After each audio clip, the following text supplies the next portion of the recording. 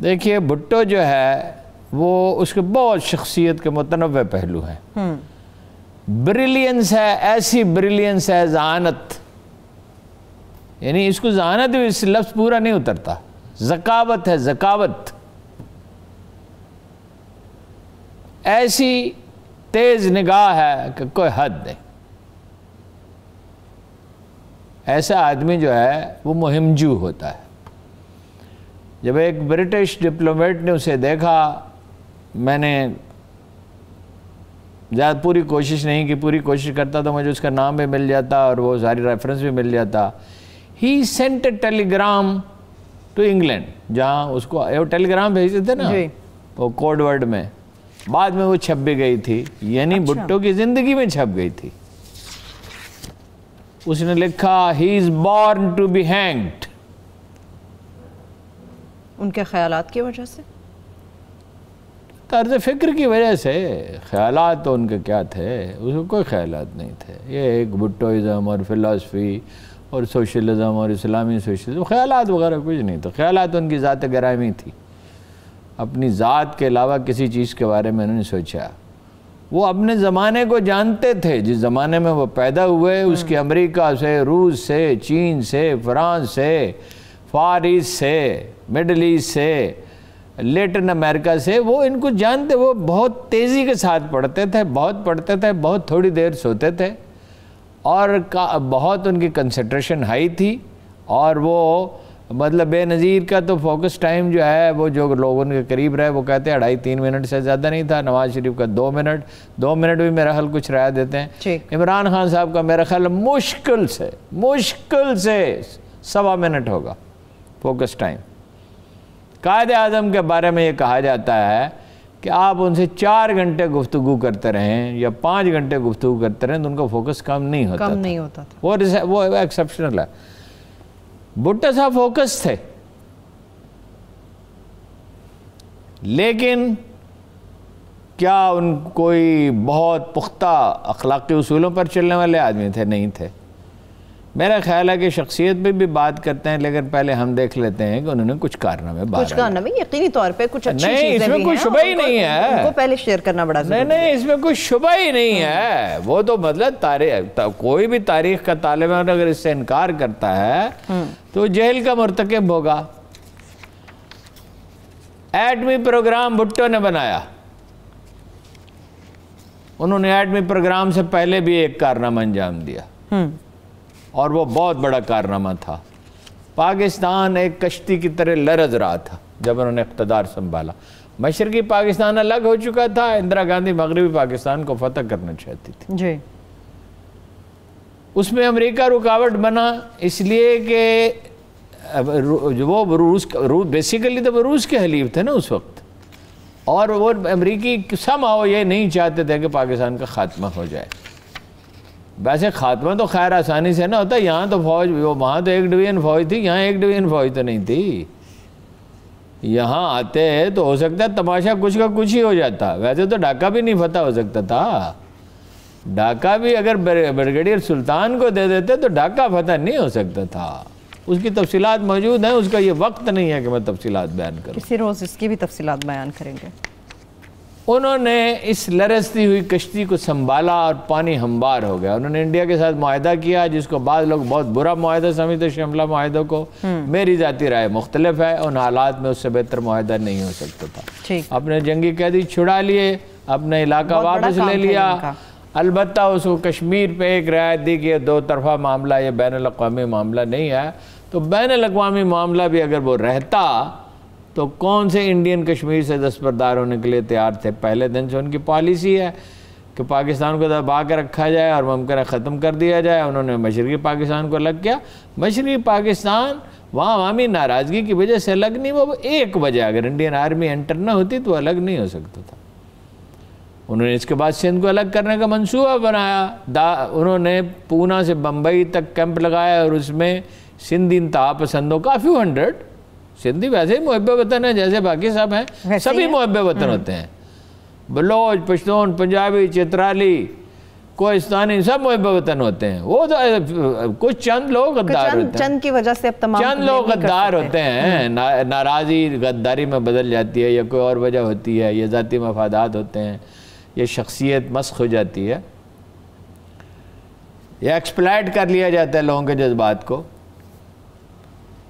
फिर दादू की पहाड़ियों में MQM के लोगों को उन्होंने तरबियत दी, जो ही ये जो चंद सौ या चंद दर्जन वहाँ से इंडिया से वो आए थे।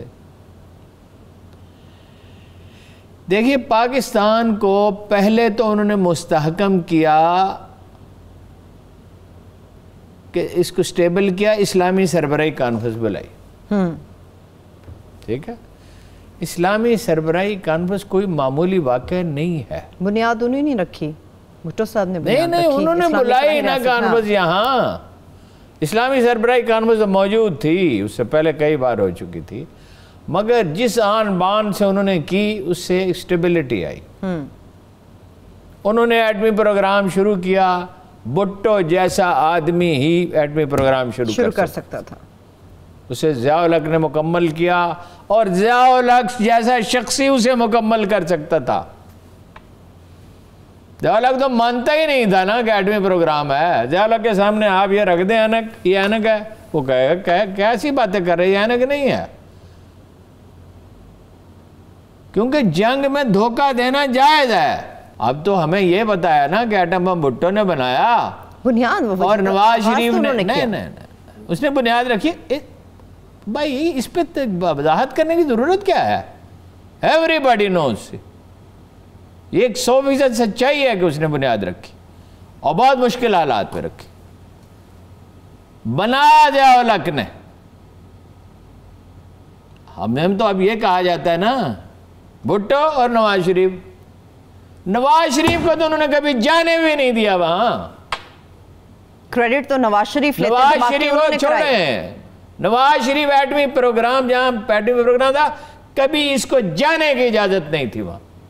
He was not trusted, Benazir was not trusted. वहां गुलाम इसाक खां जाता था। बुनियाद उसने रखी, ज़िया-उल हक ने उसे मुकम्मल किया। ये दोनों जब एक जैसे थे तो साथ क्यों नहीं चल सके हारून साहब? साथ क्यों नहीं चल सके जब ये दोनों एक जैसे थे? भुट्टो साहब ने, आपने कहा कि भुट्टो साहब ही शुरू कर सकते थे, मुकम्मल ज़िया-उल हक साहब ही कर सकते थे, फिर ये दोनों क्यों ना चल सके? नहीं, दोनों को चलने का क्या सवाल है? वो एक के बाद दूसरा दौर शुरू होता है, ये तो सवाल ही गैर मुतल्लक है। ज़िया-उल हक साहब वफादार समझे जाते थे। ये कहानी है, इस कहानी में ना वो रुकावट न डाले। अच्छा, ज़िया-उल हक ने उसे मुकम्मल किया। मेरे जहन में 83 था, लेकिन वो वजाहत की डॉक्टर अब्दुल कदीर खान साहब ने कि 84 में कोल टेस्ट किया। 84 में कोल टेस्ट किया। ठीक है। जब हम अफ़गानिस्तान में उलझे हुए थे, और इंडिया फ़ौजें सरहद पर ले आया था, और थोड़ी सी फ़ौजें नहीं लाया था, बिल्कुल उसी तरह लाया था जैसे 1 मिलियन आर्मी मुशर्रफ के ज़माने में भी एक दफ़ा लाया था। सही। मुशर्रफ ने भी उस वक्त मजबूता साहब का मुजाहरा किया, लेकिन मुशर्रफ के पास तो बहुत कुछ था। मुशर्रफ के पास तो वो एटमी धमाके, एटम बम तो था ही, मिज़ाइल बन चुके थे, लॉन्ग रेंज मिज़ाइल थे, और मुशर्रफ के पास वही फ़ौज थी ना। सही। ये वो फ़ौज है। मशरक़ी पाकिस्तान में तो फ़ौज को लड़ने ही नहीं दिया गया। अच्छा जी, भुट्टो साहब ने ये किया, एटमी प्रोग्राम बुनियाद रखी। भुट्टो साहब ने अपना आइन दिया इंडिया को, और उसको ठिकाने में रखा। भुट्टो साहब ने आइन दिया, जो कि नहायत उम्दा आइन, यानी अमल नहीं अगर हम करते वो दूसरी बात है। 73 का आइन बेहतरीन है, जिस पे सारी कौम ने इत्तफाक किया, जिसमें एक मेंबर के सिवा सब ने उस पर दस्तखत किए। वो एक बेटर आदमी था, उसने दस्तखत नहीं कि उसको छोड़े। जिस पे तमाम पार्टियों ने, तमाम मसालक और मकातब फ़िक्र ने उस पर दस्तखत किए, जो एक बेहतरीन आइन है, अगर अमल करें। बाकी तब्दीली भी हो सकती है। यह अलग बात है कि आइन मुकम्मल करने के फ़ौरन बाद उसमें उन्होंने 6 तरमीम की अपने 2/3 मेजॉरिटी के बल पर। यानी ये इरादा साफ ही जाहिर कर दिया कि आइन पे अमल करने का मैं कोई इरादा नहीं रखता। ठीक, ये तो है उनके कारनामे। अब उनके देखें कि वो उनकी पॉलिटिकल लाइफ कहाँ से शुरू होती है। ठीक है जी। इन कागजों में कुछ नहीं रखा हुआ जो आप देख रही हैं, सब कुछ मेरे जहन में अल्लाह के फजल करम से। कुछ पूछने के लिए मैंने भी रखा हुआ है, रखा हुआ है, पूछने के लिए जरूर रखा हुआ है मैंने। देखिए, देखना पड़ता है कि एक आदमी का इल्म है, पढ़े लिखे तो वो बहुत है, यानी अगर इसमें कोई मुआवजा हो सकता है तो कायद आज़म सही हो सकता है, उनका जहानत में भी और पढ़े लिखे होने में भी। कायद आज़म ने तो ज़िंदगी भर एक दफ़ा भी झूठ नहीं बोला, झूठ बोलने का इल्ज़ाम भी नहीं लगा, ख़यानत का ख्याल उनके खाल में दाखिल होने की ज़रूरत नहीं कर सकता था। और वो तो एक वादा नहीं, कोई ये भी नहीं कोई तलाश कर सका आज तक कि उन्होंने 8 बजे खाने पे पहुंचना था तो वो 9 बजे पहुंचे। ठीक है ना। एक श्रीनगर का वाक़या है, उसकी उन्होंने वजाहत की, मैं बीमार था और पहुंचने से पहले मैसेज पैगाम भेजा और अगले दिन उन अपने मेज़बानों को रिक्वेस्ट करके बुलाया, मादरत भी की, खाना भी खिलाया। तो वो तो एक अखलाकियात के एक लहकता हुआ इस्तारा है, उनका क्या कहने। ज़हीन फ़तीन पढ़े लिखे तो ये बहुत है, दुनिया को जानते थे। ठीक है। होता क्या है, जब एक आदमी ये समझ लेता है ना कि वो तारीख़ बना सकता है, बदल सकता है, तो फिर 2 तरीके हैं।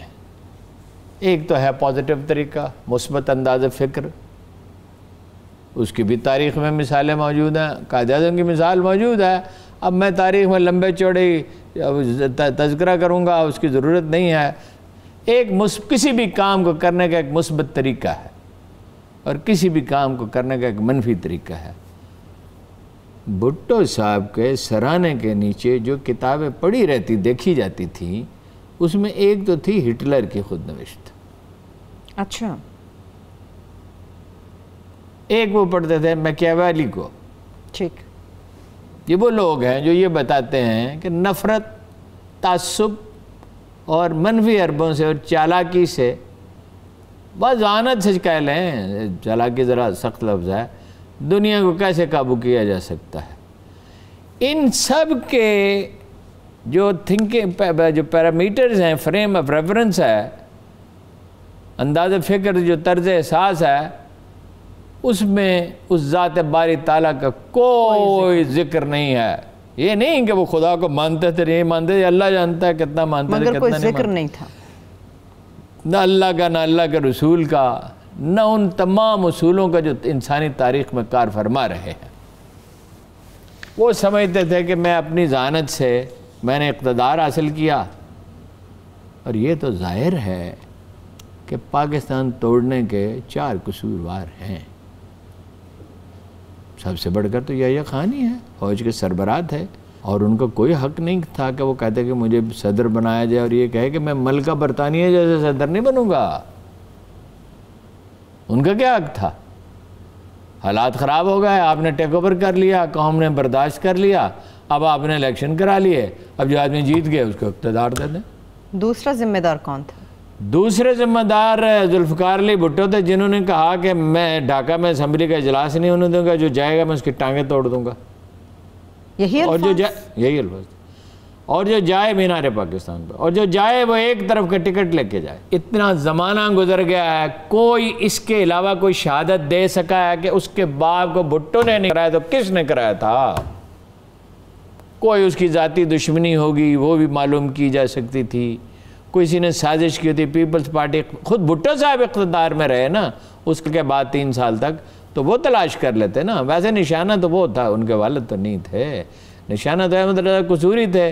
कसूरी है जल्ला बंदा, जल्ला मैं प्यार से कह रहा हूँ कि वो चल बैठा होगा आपके साथ कार में, यहाँ रायबंद रोड से चलें, अभी भी आज भी उसकी ये हालत है, तो चलें तो उधर जब पहुँचे अपना शौकत खानम अस्पताल के पास, वो कहेगा गाड़ी रोको, मैंने पैदल चलना है।